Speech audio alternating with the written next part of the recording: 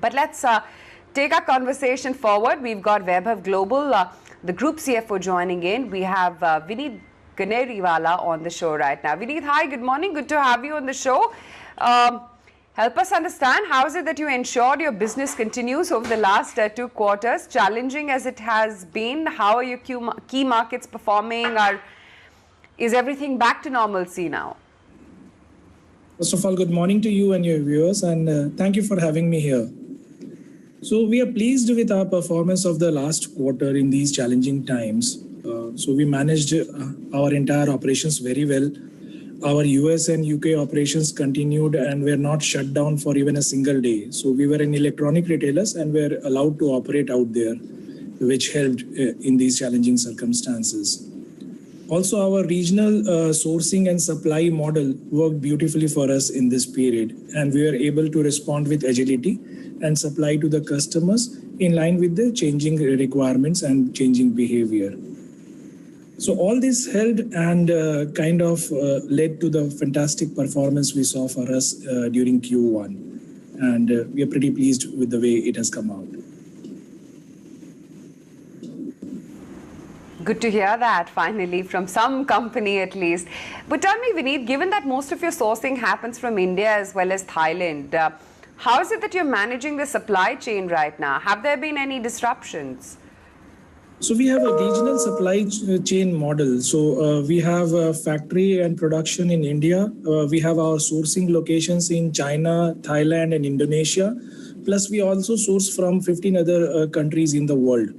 So, and that worked beautifully for us in these challenging times, like I was mentioning before. Initially, when China was shut in the month of February and March, India, Thailand, and Indonesia stepped up and took over that load upon themselves. And later, when India was shut in the month of April, China had restarted by then, and we could manage our supplies from the rest of the countries. Also, so India is primarily our fashion jewelry manufacturing center. What also happened during this COVID was the change of consumer behavior and their requirement. We realized that what the consumer required at that point of time was more of essentials, health and home kind of items. And we responded with agility and quickly procured, sourced and supplied that to the consumer. So while the fashion jewelry in the month of April and May were a little down, but our growth continued at a higher level because of other essential and the lifestyle mix. Now come June and July, the fashion jewelry is back to kind of pre-COVID levels. So we continue to see the same level of elevated growth, but the mix is changing continuously, and we are able to respond with agility and supply to the customers what they need at a particular point of time. Sure. Since people are mostly opting for online purchases at the moment, what's the kind of traction you're seeing in the UK, US, some of these markets currently? So we are seeing a shift in consumer behavior in terms of online. So we are into TV commerce. So we have our own shopping channels 24/7 in US and UK. And we also have our own web proprietary platforms in both these countries.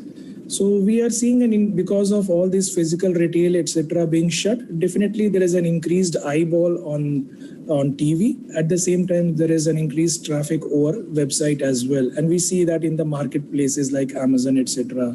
also. So which is working good for us because we are into that category of e-retailer. And we expect that some of these consumer behavior change might be permanent in nature. So that's good for us. Have you also changed your mix in terms of adding more essentials in order to sustain traction? We did that in the initial period of COVID. So we realized that the customer were a little nervous and hence maybe not picking up jewelry at that point of time. So we added a lot of essential items which they needed. We sold masks, sanitizers, health supplements, kitchen appliances, cooking wares, and so on and so forth, because that's what they needed at that point of time. Over the next few months, the essential mix have come down. So it was maybe around 18% of the entire revenue mix in Q1. It's now down to a single digit kind of a number. But that space have now been taken back by the fashion jewelry and the other lifestyle categories. So we continue to see the same elevated level of growth, but the mix is changing as per the consumer demand. Right now, what they are looking for, searching for, and also buying more are more of home categories. So people are setting up their offices at home. So they are buying a lot of home office kind of products, and we are supplying that to them. Gardening was a big thing which they were looking for because people were at home and it's summertime. So a lot of gardening products were in demand. So along with the changing time, of course, a lot of fitness equipments, etc. as well, even the kids at home, so a lot of toys and so on and so forth. So we continue to supply these categories as per the changing times.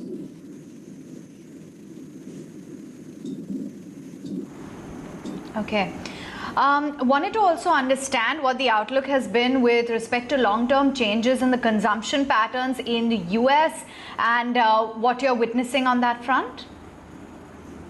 We are into deep discounting kind of a model. So our average selling price is around $25 to $30. At these price range, pretty much it is not so much affected by any of the economic cycles.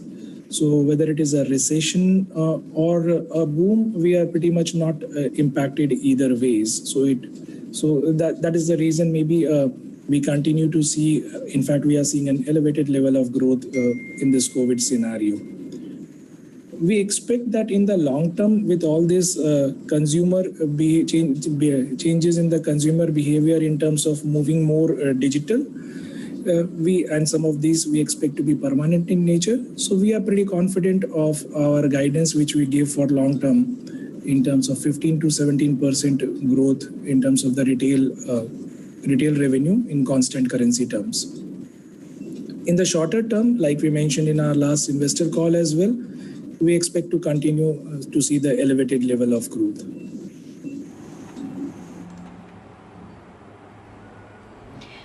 Okay, so what about your margin guidance then? Give us a sense as to how you see your margins because, you have a model that's based on heavy discounting. You have managed to stay slowdown proof, if you will, up until this time. So what is helping you sustain your margins and can you share with us your guidance? So we are a vertically integrated supply chain model, and that works good for us. We are a manufacturer by DNA, so we are able to produce and source product at a very, very low cost kind of a item, like low cost. So at any product to find a place on our TV or web platform need to give us at least 60% kind of a gross margin levels. And that is something which is sacrosanct and that we have been able to maintain since last many years, which is why we don't deal with many of the high brands, but rather we have our own continuous system of generating in-house brands. So we have our innovation team, we have AI supporting us to spot trends and what the customers are looking for. And then we have a fleet of merchandise and buyers continuously in lookout of the products, developing them as per requirement and supplying it to the customer. So this works for us. While we are able to offer the consumer a deep discount, they perceive the value in the product.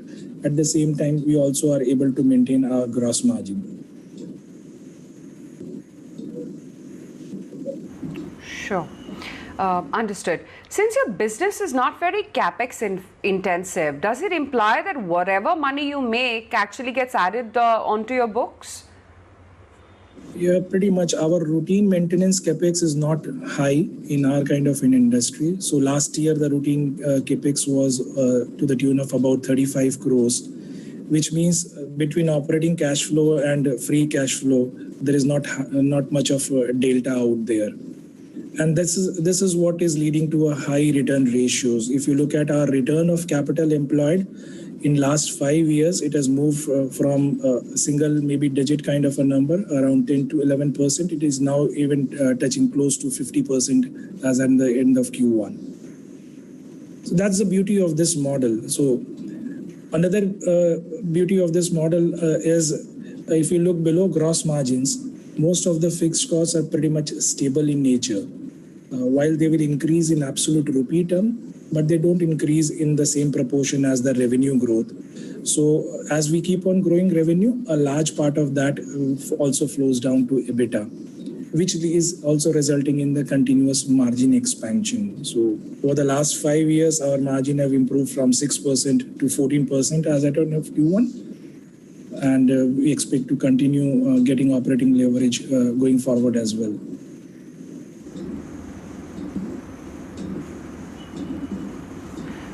Sure. Wanted to understand, how is it that you're looking to utilize the cash in your books? Any opportunities that you're mulling at? I bet there are a lot of distressed sales out there.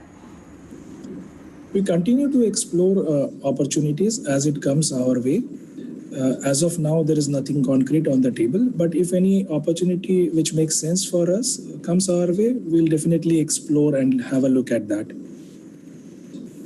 If you look at our last year, in FY 19-20, we pretty much distributed all our free cash flow for the year in terms of dividend and buyback. So both put together were almost equal to our free cash flow for the last year. So we'll not hesitate in distributing a higher dividend than whatever we also guided in our dividend policy in case we don't find a better use for the cash. Sure.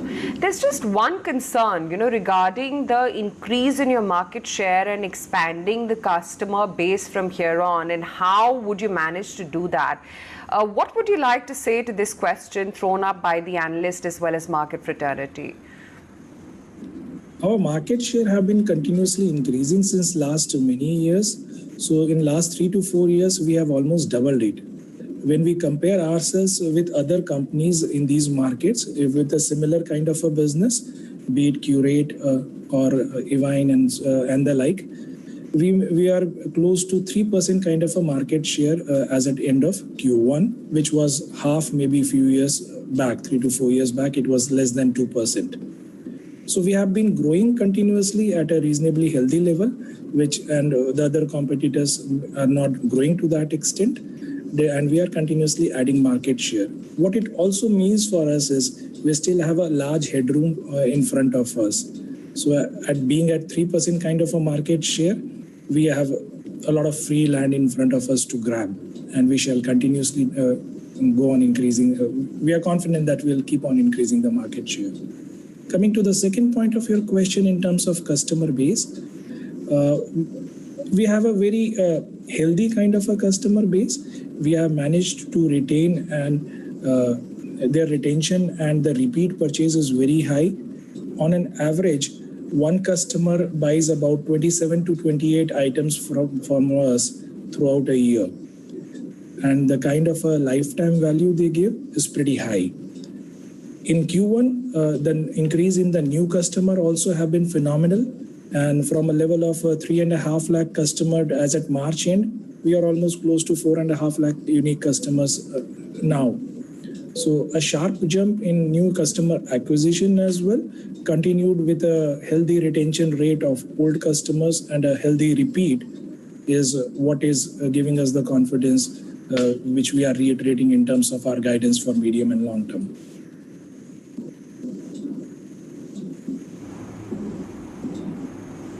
All right, we wish you all the very best. Many thanks for giving us more clarity on your business and how things are shaping up at Vaibhav Global.